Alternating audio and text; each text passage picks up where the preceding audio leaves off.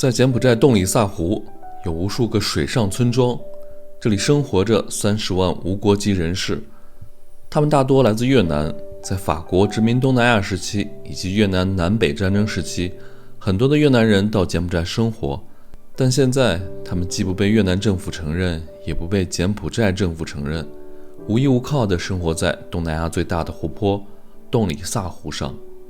这些水上村庄随着湖水涨落而上下起伏，居民的生活方式也完全依托于湖水。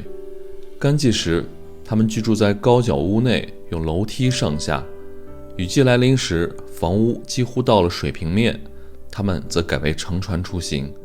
他们的一生都在洞里萨湖上漂泊，在洞里萨湖上出生、成长、上学、结婚，也在湖上走向生命终点，甚至葬在湖中。这里的人们没有任何的收入，唯一的食物来源就是捕鱼。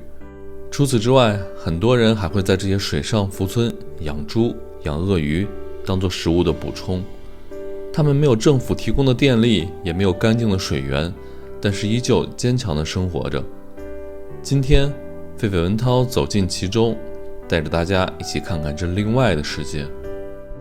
大家好，我是狒狒，我们正在背包环游东南亚。今天呢，是我们在柬埔寨暹粒的第11天了。今天下午我们准备去参观一下暹粒这里很有特色的一个水上村庄。这个村庄呢是漂浮在洞里萨湖之上的。我们之前说过呢，每年雨季的时候，湄公河会涨水，这个水呢会倒灌回洞里萨湖。那洞里萨湖在雨季的面积是旱季的10倍之大，所以有很多地方在雨季都会被淹没掉。那今天下午呢，我们就一起去看一看这个水上村庄的人是如何在雨季和旱季生活的。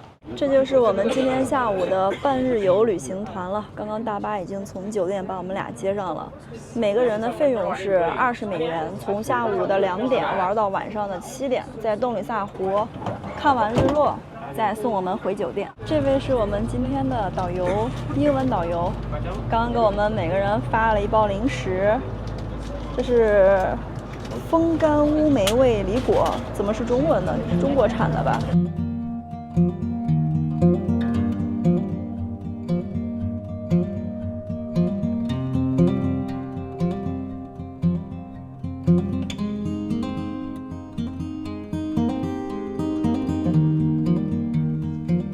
我们现在沿着这条土路走了一半，导游让我们下车上个厕所，给我们留了10分钟时间，因为再往前面走好像就没有洗手间了。How old are you? I'm fine, thanks. How old are you? No, 15 years old. 15. Bye. 哦，15岁了。这是柬埔寨同学的教室啊，他们一个隔板隔开了，然后在两边2个年级上课，前面还有黑板，那个就是老师啊。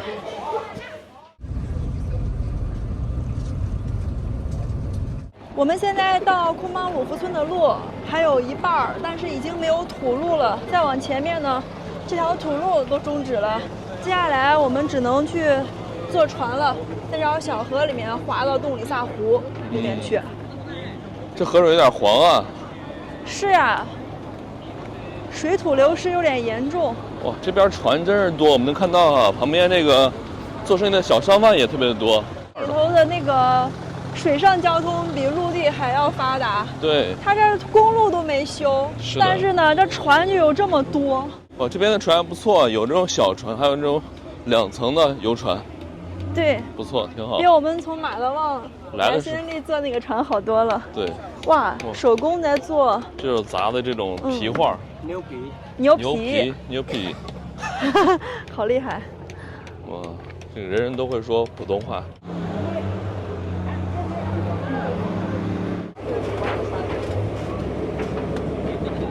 狒狒现在已经坐上了我们这个头把交椅，铁椅子、木板，挺好，硬座，这种安全。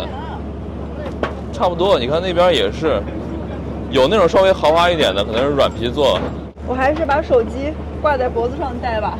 这个船啊，我现在往下看挺害怕的，这水又深，而且颜色又黄，掉下去又找不着了。哇，开船了！妈呀，我感觉坐在这么靠边还挺害怕的呢。是，这河水颜色有点有点黄。然后我们那个前面的船长呢，他发动了马达之后，然后又用这个竹竿撬一撬。这个位置水特别浅，对，船那个吃水太那个什么了，不好走。对，我们要从这条河里面往前面再走个大概10几公里吧，才能到东里萨湖的湖边。我们已经正式起航了。两岸啊停了无数的这种大船、小船，小船就是跟我们那天从马德翁来那个船很像，大船呢就我们这种2层的小游船，还有这种中船。看这个船溅起来的这个水纹都是黄的，这个水感觉含沙量特别大呀。对，因为我们现在待的这个地方暹粒啊，它这个土地基本上都是那种沙土地，所以水土流失有点严重啊。这条河沿岸的这些房子啊，都是这种高脚房。为什么修成这样子呢？因为现在是洞里萨湖的旱季，等到雨季的时候呢，水位会涨得特别高，把这条土路什么都淹掉了，会淹到那个房子住人平齐的那个位置。对，所以大家的房子都修得特别高。但是呢，我们要去的那个空邦鲁夫村，它的房子那个角啊，已经修到8米了。对，因为它在湖比较中央的位置。那这一块呢还好，5、6米啊。因为它毕竟是个小河，不会长到那么高。对，那已经很高了，这些人的房子。是。在河边的这些居民呢，他们主要的经济来源就是靠打鱼。你看现在呢，他们在修这个渔网。对，收渔网。补一补渔网，然后就可以打鱼，赖以生存的这个劳作的方式啊。看到旁边这个住的人还挺多的，各种各样的房子，有木房子，还有铁皮房，但都很简陋啊。对，都很简陋。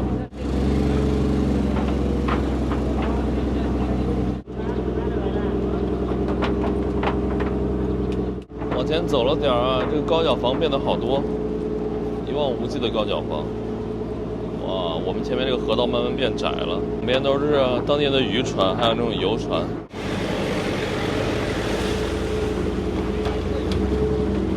好多的小朋友啊！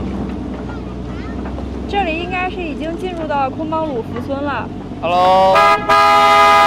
哦。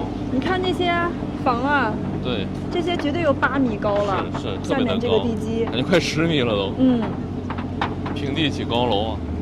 这个村子挺大的，刚刚导游介绍说好像住了有6000人左右。对。这里面。小朋友拿个作业本给我们招手呢，还有个小伙子。不知道在干嘛，这边船夫的技术都很好啊，拐弯擦着边过的。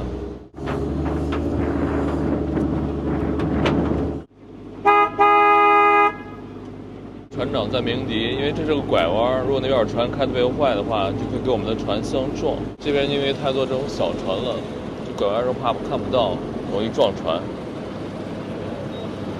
能看到这边的楼梯超高啊，那么多船从这边上船，然后顺着楼梯往上爬，每一家都有10几米的楼梯啊。这边还有个2节的楼梯，像我前面这个。我们要上去这个水上村庄里头去逛一逛。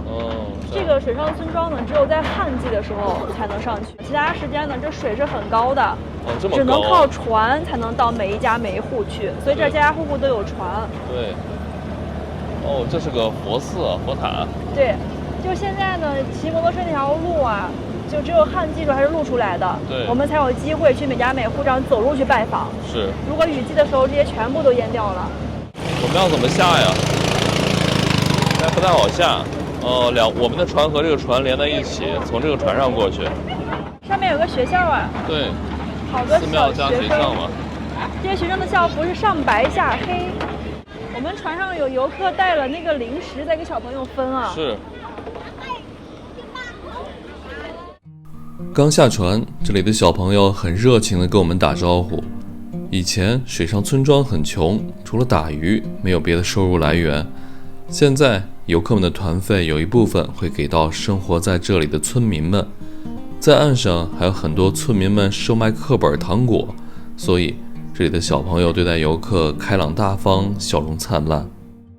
我们刚刚上岸的这个位置呢，是一座很大的寺庙，旁边呢就是当地的一所小学，看在这里。对，这个小学呢也是这种高脚楼，因为小学离岸边稍微远一些，所以没有那么高。它这个差不多有3米左右，就相当于我们正常的2层楼的位置。教室全部在2楼，1楼是什么都没有的，全是柱子。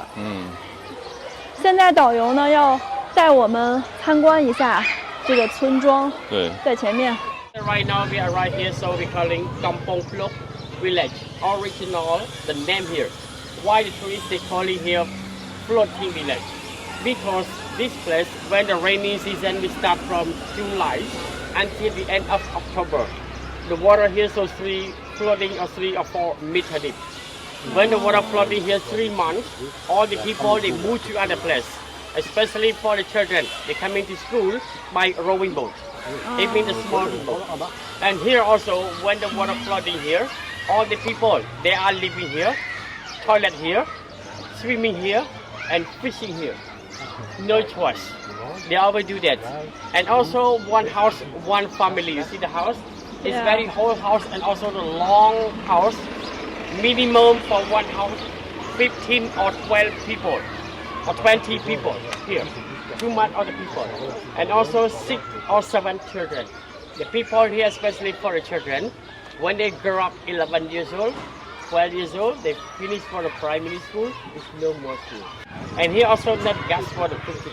They use the firewood. Especially when some people here dies, they burn the body with the firewood over there. It means the pagoda, not temple. And here also you see some electricity here. It means not supported from the government, like company private. 95% the people here they use the battery charge and also the solar power. And also when we walking in the village, you will see why they building the house like second level. And also each house is very quiet because the people here they busy whole day. They get up early in the morning from 3 a.m. until 6 p.m. They coming in the village. And also they building like the house like second level. When the water flooding in the first level, all the people they sit on the second level. They get the water from shower and also the fishing. And this place also when the rainy season the water up here, the tourists we cannot come in with the boat. We stand over there. And the pagoda not flooding. The pagoda is in island. All the tourists we stand over there for look. And here also many floating school, market floating here. Many people here they rowing boat here around here. And the dry season, we start from November, December, the moon season. The water start flowing back to Tonle Sap. When the water flowing back to Tonle Sap, this place a lot of plastic. Many plastic. Every evening, they always clean the village. They collect the plastic and then they burn. No choice, they burn the plastic. The rainy season, they get water from in the lake. It means the fresh water. And the dry season, they get the water from underground. It means the water pump. And after they married, they not stay in the house. They not honeymoon in the house. They honeymoon on the boat at the mangrove forest for 1 month.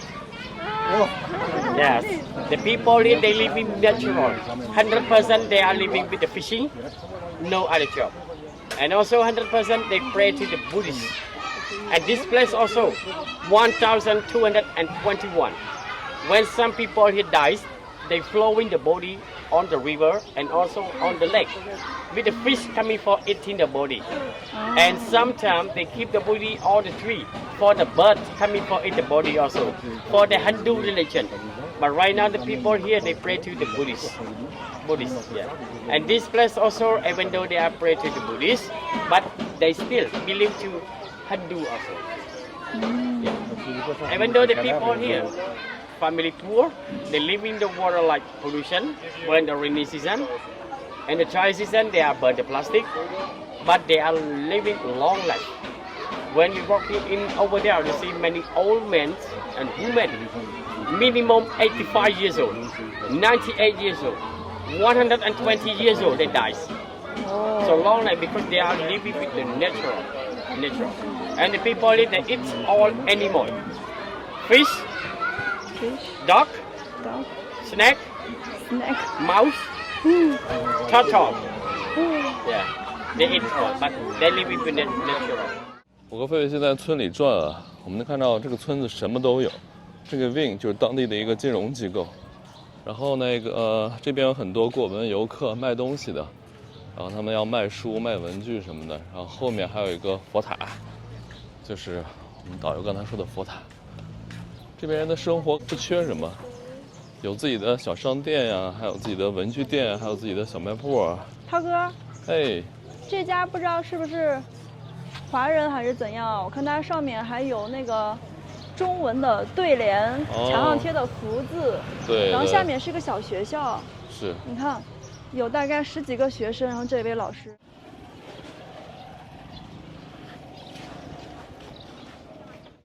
再过一段时间呢，就到了雨季了。我们现在走这条路上，慢慢就会有水了哈。我本来以为呢，这个地方，在3、4个月的旱季是可以人走的，然后到了雨季的其他的那个8、9个月是靠船来交通的。但刚刚呢，听导游给我们介绍说，这个地方在水位最高的那3个月，这些人是需要搬走的，因为洞里萨湖的水会涨到比房子上面还要再高一些的位置了。对，所以这个地方在每年的水位最高那个时候，应该是7、8月那会儿，这块儿基本是空的，就没有人了，对，大家都搬走了。能看到啊，你看这个漆都已经涂到房顶了。我觉得有的时候就被水浸泡之后呢，它整个房子这些漆会掉，然后它房顶的漆也会掉，所以过段时间需要重新涂一下。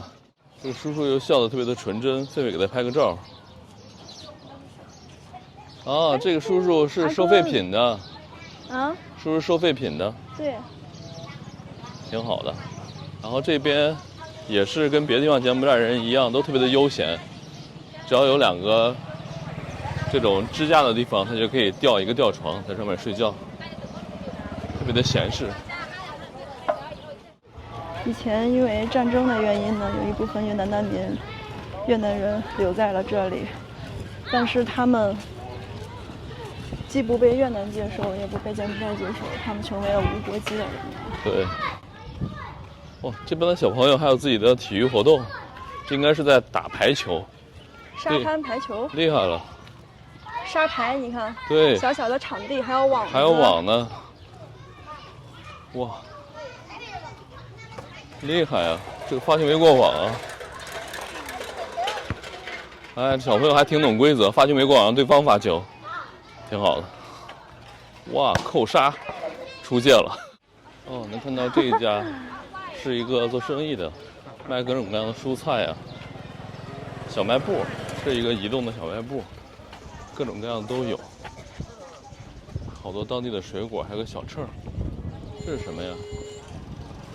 这小米辣、香蕉、面，哇，还有香肠，应有尽有的小卖部。有的人在这边编网，然后还有做烧烤生意的。这烤的是血啊，羊血。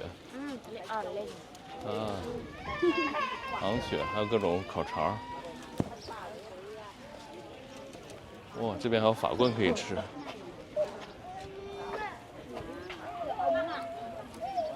看起来挺香啊，但是我这个肠胃不好，就不尝试了。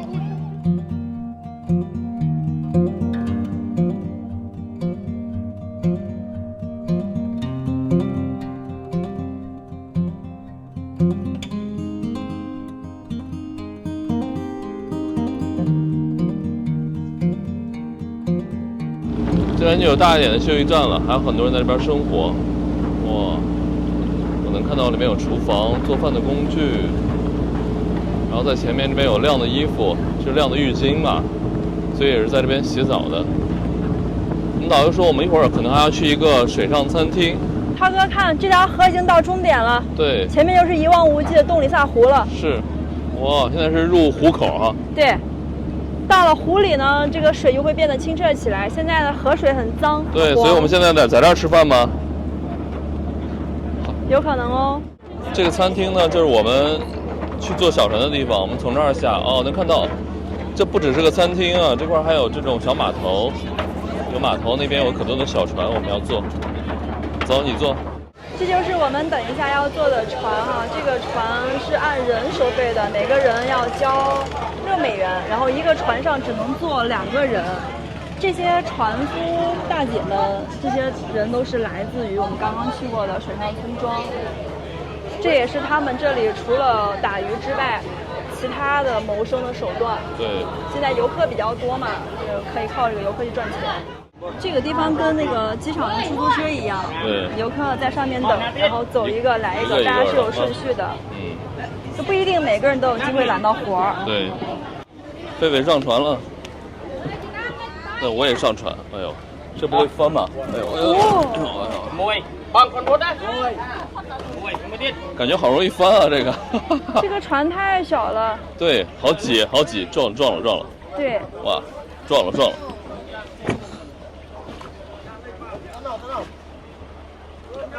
好像也有个别的船夫是大哥。对。主要是女士们，是年龄大一点的女士。但是我刚刚看到了一个10几岁的小姑娘，很小的小女孩。我们刚才在水上村庄游览的时候呢，导游跟我们讲了一下哈，说那个水上村庄里面的村民绝大部分都是柬埔寨人，但是也有一部分是越南人。当年呢，因为这个越柬之间的战争的原因，他们留在了柬埔寨境内。但是呢，现在的情况就是越南也不接受他们，柬埔寨也不接受他们，他们成为了一批无国籍的人士。因为没有国籍呢，所以他们在柬埔寨很难获得土地去盖房子。因为这个原因，他们也是没有办法啊，在这个洞里萨湖上去修这种漂浮的水屋去居住的。其实呢，我和文涛今天本来没有计划去坐这个小船哈，但是呢，这个当地的妇女她们都没有工作，而且一年中呢，差不多也就是在旱季的这几个月才有机会有这个划小船带游客玩红树林的这个工作。因为雨季的时候呢，这个红树林也是会被淹掉的。是。所以呢，我们俩就决定呢，花这个钱去体验一下这个过程，主要是也给当地增加一些收入吧。因为那个水上村庄真的是没有太多的经济来源。这地方好窄啊，仅容一船通过。哇，好危险！哦，我都好害怕船翻掉。哇，我们这个船长怎么回事？感觉不好过呢。船长可以吗？我和狒狒吓得都不敢说话了。这大姐应该是很有经验的，长期在水上漂浮的。但这个树已经挂了。但是这个船哦，我们俩必须得坐在最中间，才能平衡。哎呦，天哪！还是有一点小小的担心啊。对，有点危险，感觉。对。哦。终于过来了。这个水有一股腥味儿。对。闻到没？鱼嘛，这边红树林呢，它那个氧含量很高，所以有各种各样的生物，比如说螃蟹、鱼，都特别的多。我看旁边还有那种养殖用的小笼子。这姐跟我们说，小心不要撞头。对，这个大姐可能是不会说英语，她只是回头就跟我们，对，眼神交流。它这个水好像不是太深。对。你看我们的，看它那个桨可能1米多一点吧，1米吧。对。我们的这个桨一直是撑着地在划着走的，因为这么窄的水道是没有办法去划水的，只能撑地来借力。我以前在中国的时候总看大家赶海，赶海的那些朋友最喜欢去的地方就是红树林了。那红树林的螃蟹都长得特别的大，我们中国的青蟹什么的，可想而知啊，红树林有很多那种生物的，怪不得当地人在这个附近生活。我们现在进入红树林的深处了。看着两边这种很高的树哈，还挺有那种感觉的。什么感觉？丛林探险吗？穿梭秘境的感觉。在东南亚旅游就有个好处，它什么项目哈都没有开发特别成熟，都是那种跟自然跟自然很贴近，所以这种能好玩一些。我后面那个划船的大姐她在唱歌，哇，好像是当地的民歌啊，特别有意思。然后我们的导游刚才跟我们讲哈，就是说。这个村子这块有个特殊的语言，但这个语言现在渐渐消亡了，因为现在说这个语言的人只有50人不到，所以呢也没有新的小孩在学这个语言。我觉得他可能是用当地的语言在唱这种船歌。进入到红树林里面还有感觉，就是这边氧含量特别丰富，呼吸都顺畅起来了。刚才坐船坐的还有点晕船，在这边呼吸的特别的舒服。红树林被称为地球之肺。我们现在划了有大概10分钟，应该有一半了。你看，我们所有的船从那个位置转弯，往回走了，因为再往前面就是广阔的洞里萨湖了。这个小船划到湖上是有一些危险性的啊。对，哇，这还有水上市场啊！对，还有人卖椰子、卖书，还给小朋友买零食的这个。零食。哦。那个大姐是带自己的儿子对一起工作的。是。就是他们船上有4个人，大姐和儿子在一块儿。对。哎，想想也是不容易啊。自己白天要去工作，然后也没有人带孩子，对，只能带小孩一块上船。对，你看，你知道这个是捕什么的吗？螃蟹。对，捕蟹的。哇，所以这边螃蟹真的很多。这个位置水深了，看我们的桨已经吃到1.5米的位置了。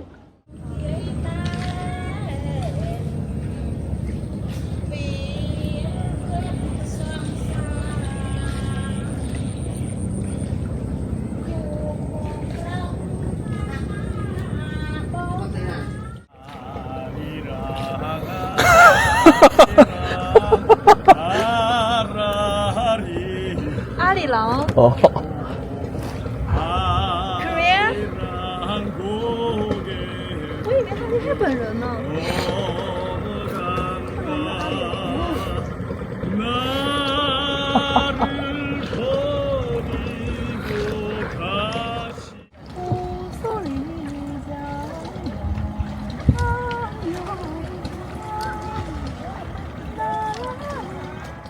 我坐了几次船之后发现啊，只要船在一块儿，这个浪就特别的大，是吧？贼不稳。每次只要船多，哇，我感觉，对，感觉跟坐帆船一样。我们马上就要结束红树林的小船旅行了，回到这个是个水上的巴士站，算是。在这个位置我们等一下，休息一会儿。然后等待着洞里萨湖的日落。现在是下午的5点整，日落是6点左右。我们大概就在这个位置，你看它角度特别好，正好是从正西方那个位置落下去。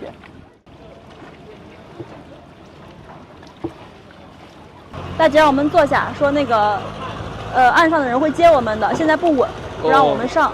哦 ，no no no。哦，这个晃得太厉害了，一直在撞啊。哦，这小姑娘拉我们一下。Thank you。阿公。OK。这是我们的餐厅。哇，我们看日落在哪个位置，狒狒？这里。对。那我们就坐这儿吧。对，我们就坐这个桌子上吧。这就我们这个水上餐厅的菜单价格呀。这个雪碧是1.5刀的。芬达1.5刀就10块钱，哇，这个菜有点贵啊。一个炒面的话，一个炒面炒饭的话，大概就是40多块钱，50块钱。这边还有很多的野味儿，大家看这个，这是什么？这葱香鳄鱼 ，crocodile， 还有别的吗？还有这个，还有这叫什么香辣吧？啊，油炸香辣鳄鱼，都是10刀。看狒狒多可怜，坐在这个吊床上没有座位，因为我们这座位要花钱买，他买不起，只给我买了一个。然后没钱吃饭，吃了个椰子，别人在吃各种炒饭、炒米、炒面，狒狒都馋哭了。哎，所以说这就是亚洲人的生活，这么的平淡无奇。亚洲人羡慕的看着欧洲有钱人在修复。我们现在结束的餐厅之旅呢，在餐厅吃个饭，然后我们喝了饮料，因为吃不起饭，只能喝个饮料了。然后现在要去洞里萨湖上看日落。旱季来到暹粒哈，有很多地方都特别适合看日出和日落。比如我们在小吴哥看了日出，在巴肯山看了日落，今天又来到洞里萨湖看日落。但是呢，据说哈，洞里萨湖的日落是暹粒这里最漂亮的，有人说是柬埔寨最美的。我很想知道有没有我们那天在丝绸岛看的湄公河日落更好看。我们那天在街边看的也特别美啊。哇，大家看哈，狒狒前面那个眼前那个绿色的筐，你知道里面装什么的吗？养的鳄鱼。对，养的是鳄鱼，养了好多只。所以这餐厅的鳄鱼啊，都是那个他们现养的。那餐厅好多鳄鱼饭的，有一个什么椒盐鳄鱼，还有一个什么爆炒鳄鱼，都是10刀。对。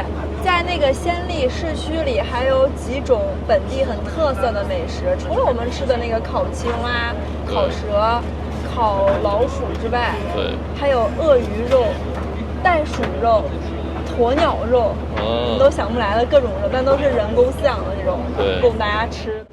哇，这边还有好多小船在找各个的大船来贩卖东西，就跟我们在秦居看的水上市场一样，挺好玩。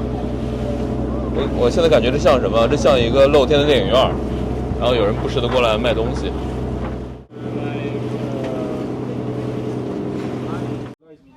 我们这两个船现在绑在一起了，是稳定一些吧？两个船中间有个绳子连在一块儿，可能是稳定一些。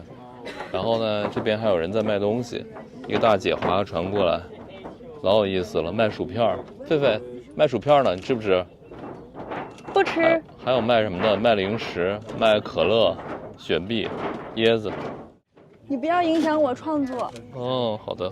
我旁边的是一位韩国大师，他是一位摄影师，拍的好厉害，我在跟他学。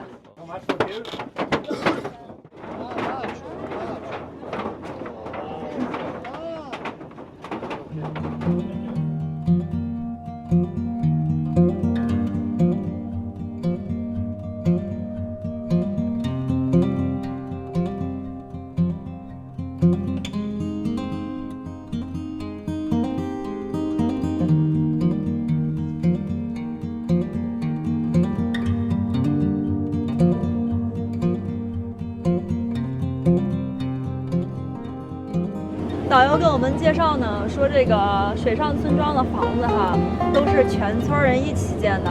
如果有一家建房子呢，就会有其他的村民过来帮忙。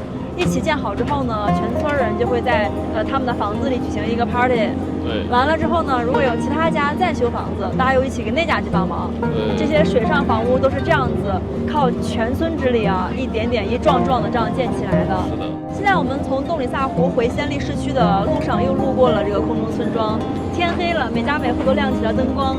这个屋子里面好像还有音乐，对，有人在唱歌，挺嗨啊。对对对，感觉这个村子里面什么都有，对，医院、学校、寺庙、商店、餐厅，然后晚上还有这种像娱乐场所的夜生活。你看这里有这些卖鱼的妇女们在收拾今天打上来的渔获。对，哇，看每家的楼梯，真是高啊！这个楼梯感觉有10米，真的有10米，10几米了。对，这个位置呢，应该是在我们普通的那种楼房4层的位置，对，差不多。太震撼了。